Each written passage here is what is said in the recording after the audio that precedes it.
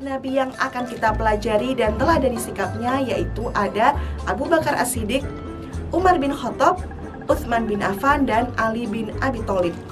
4 sahabat Nabi ini juga disebut sebagai Khulafaur Rasyidin. Apa ya Kak Khulafaur Rasyidin itu?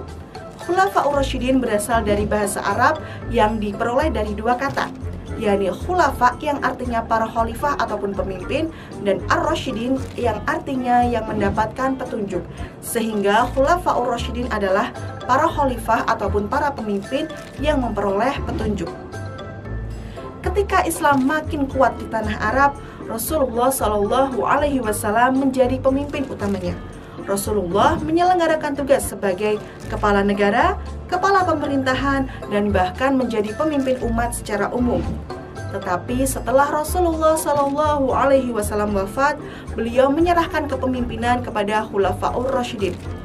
Masa Khulafaur Rasyidin memimpin itu kira-kira selama 30 tahun, yakni pada 11 Hijriah sampai 40 Hijriah atau 632 Masehi sampai 660 Masehi. Nah, sekarang kita pelajari satu persatu para sahabat Nabi yang termasuk ke dalam Khulafaur Rasyidin tersebut. Yang pertama yang akan kita bahas yakni Abu Bakar As-Siddiq radhiyallahu anhu. Abu Bakar As-Siddiq radhiyallahu anhu adalah salah satu sahabat Nabi yang sangat membantu Nabi dalam berdakwah.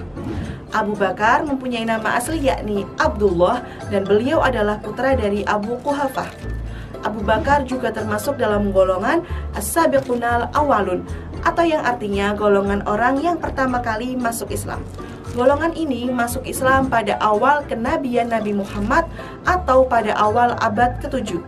Tahukah kalian bahwa nama As-Siddiq merupakan gelar yang didapatkan oleh Abu Bakar karena ia membenarkan perkataan Nabi Muhammad SAW dalam berbagai kesempatan ataupun berbagai peristiwa.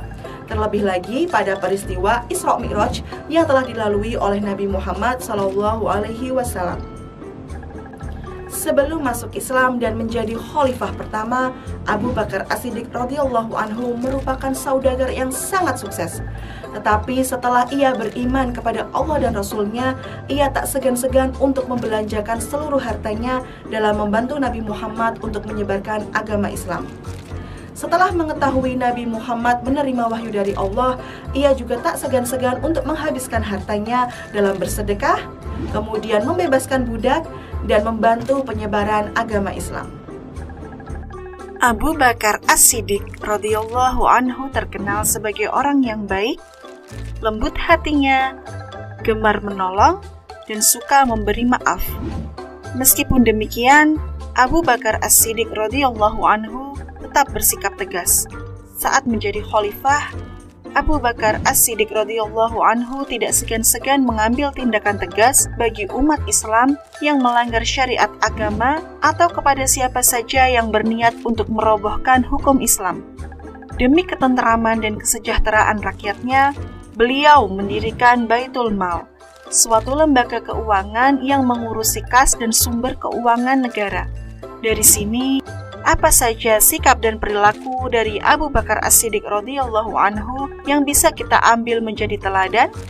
Berikut ini adalah kesimpulan sikap dan perilaku dari Abu Bakar As-Siddiq yang bisa kita ambil menjadi teladan. Yang pertama, percaya dan membenarkan perkataan Nabi Muhammad SAW. Yang kedua, rela berkorban dan beramal. Yang ketiga, tegas. Yang keempat, adil dan bijaksana. Dan yang terakhir, rendah hati dan dermawan. Yang kedua yang akan kita bahas yakni Khalifah Umar bin Khattab radhiyallahu anhu. Khalifah Umar bin Khattab radhiyallahu anhu merupakan khalifah kedua setelah Abu Bakar radhiyallahu anhu pasca kematian Nabi Muhammad sallallahu alaihi wasallam. Beliau bernama lengkap yakni Umar bin Khattab bin Nufail. Dan beliau dilahirkan di Mekah 13 tahun setelah kelahiran Nabi Muhammad. Beliau juga mempunyai garis keturunan yang mulia, yakni dari suku Quraisy yang ternama. Sebelum masuk Islam, Umar bin Khattab merupakan orang yang menentang agama Islam dan sangat membenci Nabi Muhammad SAW. Tetapi semuanya berubah ketika ia menemui adiknya, Fatimah, yang sedang membaca Al-Quran. Umar memarahi dan menampar Fatimah. Lalu ia mengambil lembaran yang sedang dibaca Fatimah, kemudian Umar membacanya, dan pada saat itulah hidayah datang ke hati Umar. Setelah masuk Islam, Umar bin Khattab menjadi sosok pelindung bagi kaum muslimin. Sosoknya yang gagah dan kekar membuat orang-orang Quraisy gentar untuk mengusik dan menyakiti kaum muslimin. Beliau juga merupakan sosok yang sangat cerdas, sehingga Rasulullah memberikan gelar kepadanya yakni Al-Faruq.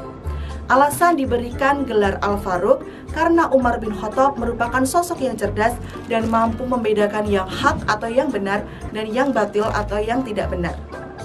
Saat menjadi khalifah, Umar bin Khattab terkenal sebagai pribadi yang bertanggung jawab dan juga bijaksana terhadap rakyatnya. Sebagai seorang pemimpin, beliau hidup sederhana. Beliau enggan menggunakan fasilitas negara untuk kepentingan pribadi dan keluarganya, meski hanya sebatas cahaya lampu. Beliau pun gemar bermusyawarah demi mencapai kemufakatan bersama.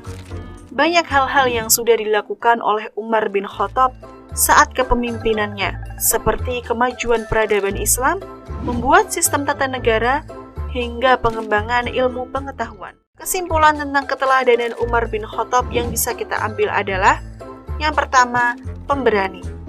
Yang kedua, cerdas. Yang ketiga, mampu membedakan yang baik dan benar. Yang keempat, bijaksana. Yang kelima, sederhana. Yang keenam, gemar bermusyawarah. Dan yang terakhir, memajukan peradaban Islam. Yang ketiga yang akan kita bahas yakni Khalifah Utsman bin Affan radhiyallahu anhu. Khalifah Utsman bin Affan radhiyallahu anhu merupakan khalifah ketiga pasca kematian Nabi Muhammad sallallahu alaihi wasallam. Beliau mempunyai julukan yakni Zunnurain yang artinya pemilik dua cahaya. Hal ini dikarenakan Utsman bin Affan menikahi dua putri Rasulullah sallallahu alaihi wasallam. Beliau juga termasuk ke dalam golongan as-sabiqunal awalun atau golongan pertama yang masuk Islam. Beliau lahir dari keluarga saudagar yang sangat kaya raya. Harta yang banyak tidak membuatnya kufur, tetapi malah menjadikan beliau semakin dermawan. Beliau juga dinilai oleh Rasulullah SAW sebagai sosok yang jujur dan rendah hati. Diriwayatkan tentang kedermawanan Utsman bin Affan terhadap kaum muslimin, khususnya kepada agama Allah, adalah seperti berikut ini.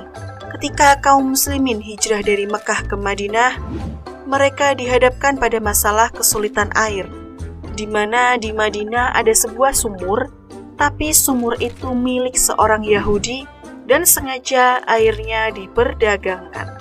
Hijrahnya kaum muslimin ke Madinah amat menggembirakan bagi orang Yahudi tersebut, karena memberinya kesempatan untuk memperoleh uang yang banyak dari hasil penjualan airnya. Oleh karena itu, Rasulullah Shallallahu Alaihi Wasallam sangat mengharapkan ada salah seorang sahabat yang mampu membeli sumur itu untuk meringankan beban kaum muhajirin. Oleh karena itu, Rasulullah Shallallahu Alaihi Wasallam sangat mengharapkan ada salah seorang sahabat yang mampu membeli sumur itu untuk meringankan beban kaum muhajirin yang telah menderita karena harta benda mereka ditinggalkan di kota Mekah. Mengetahui kejadian itu, Utsman bin Affan bergegas pergi ke rumah orang Yahudi tersebut untuk membeli separuh sumur tersebut. Setelah terjadi tawar-menawar, maka disepakatilah harga separuh sumur itu 12.000 dirham. Dan dengan perjanjian satu hari menjadi hak orang Yahudi itu, dan keesokan harinya adalah hak Utsman bin Affan atas sumur tersebut. Pada giliran hak pakai Utsman bin Affan, kaum muslimin bergegas mengambil air yang cukup untuk kebutuhan 2 hari. Dengan demikian, si Yahudi merasa rugi, karena pada giliran hak pakai dirinya terhadap sumur itu, tidak ada lagi kaum muslimin yang membeli air padanya. Orang Yahudi tersebut mengeluh kepada Utsman, dan akhirnya menjual separuhnya kepada Utsman dengan harga 8.000 dirham. Sumur itu mengalirkan air yang melimpah bagi kaum muslimin dengan gratis. Selain sangat dermawan, Utsman juga terkenal lemah lembut. Mungkin kisah kepemimpinan Utsman bin Affan tidak sekarang dengan khalifah lainnya, karena memang Utsman bin Affan dikenal sebagai seorang yang lemah lembut dan tidak menyukai peperangan. Kelebihan lain dari Utsman bin Affan adalah sifat pemalunya. Rasulullah Shallallahu Alaihi Wasallam pernah menyatakan orang yang paling kasih sayang dari umatku ialah Abu Bakar, dan yang paling teguh dalam memelihara ajaran Allah ialah Umar, dan yang paling bersifat pemalu ialah Utsman. Hadis riwayat Ahmad, Ibnu Majah, Al-Hakim, dan Tirmidzi. Apa kesimpulan yang bisa kita ambil tentang keteladanan Utsman bin Affan dari beberapa penjelasan tadi? Sikap dan perilaku Utsman bin Affan yang bisa kita ambil sebagai teladan adalah dermawan, jujur, rendah hati, lemah lembut, serta pemalu. Sahabat Nabi yang keempat yang akan kita bahas yakni Khalifah Ali bin Abi Thalib radhiyallahu anhu. Ali bin Abi Thalib merupakan sepupu dari Nabi Muhammad sekaligus menantunya. Beliau adalah putra dari paman Nabi yakni Abi Thalib yang merupakan sosok yang sangat membela Nabi Muhammad dalam dakwahnya dari permusuhan kaum kafir Quraisy. Beliau menikahi putri Nabi yakni Fatimah Az-Zahra dan beliau merupakan khalifah keempat setelah Abu Bakar, Umar bin Khattab, Utsman bin Affan pasca kematian Nabi Muhammad SAW. Ali bin Abi Thalib masuk Islam sejak usia yang sangat muda. Bahkan ia banyak berjasa dalam membantu perjuangan dakwah Nabi Muhammad SAW. Sejak keislamannya, Ali bin Abi Thalib rela untuk mengorbankan jiwa dan raganya demi tegaknya agama Islam dan keselamatan Nabi Muhammad SAW. Misalnya seperti saat Nabi Muhammad berniat untuk berhijrah ke Madinah dan banyak sekali orang Quraisy yang bersekongkol untuk membunuh Nabi Muhammad. Kemudian Ali dengan tulus dan rela menggantikan Nabi Muhammad di tempat tidur Nabi Muhammad SAW. Dalam masa kepemimpinan Ali bin Abi Thalib radhiyallahu anhu, beliau sangat berjasa dalam beberapa hal, misalnya seperti mengganti para pejabat yang kurang cakap, kemudian membenahi keuangan negara, memajukan ilmu dalam bidang bahasa, memajukan pembangunan dan memadamkan pemberontakan di kalangan kaum muslimin, serta masih banyak lagi jasa dari Ali bin Abi Thalib radhiyallahu anhu. Ali bin Abi Thalib radhiyallahu anhu juga seseorang yang sangat dekat dengan rakyatnya. Bahkan ia tidak melupakan rakyatnya, terutama yang miskin dan membutuhkan pertolongan. Ali bin Abi Thalib juga sering mengunjungi pasar agar dekat dengan rakyat kecil dan menasehati mereka tentang ketakwaan. Ali bin Abi Thalib juga sering menyurati bawahannya dan mengingatkan mereka agar melayani rakyat dengan sebaik-baiknya. Bagi Ali bin Abi Thalib, menjadi seorang pemimpin adalah seseorang yang memajukan kemakmuran rakyatnya. Sejak kecil, Ali yang dididik langsung oleh Rasulullah ini dikenal cerdas dan berilmu. Rasulullah sendiri bahkan berkata, "Aku adalah gudang ilmu pengetahuan, dan Ali adalah gerbangnya." Ali selalu sungguh-sungguh dalam menerima dan memahami apa yang Rasulullah ajarkan. Ali bin Abi Thalib dikenal sebagai ahli hukum pada zamannya. Berbagai permasalahan rumit dan pelik yang diserahkan ke Ali selalu berhasil dipecahkan dengan baik. Khalifah Umar dan istri Rasulullah Aisyah sering meminta bantuannya untuk memecahkan masalah yang mereka hadapi. Dengan begitu banyak sifat baik Ali bin Abi Thalib, tidak heran kalau Rasulullah berkata bahwa Ali akan dicintai oleh orang mukmin. Ali juga termasuk salah satu sahabat Rasulullah yang dijamin masuk surga. Sikap dan perilaku Ali bin Abi Thalib yang bisa kita ambil sebagai teladan adalah tulus dan pemberani, rela berkorban, bertanggung jawab, cerdas dan berilmu.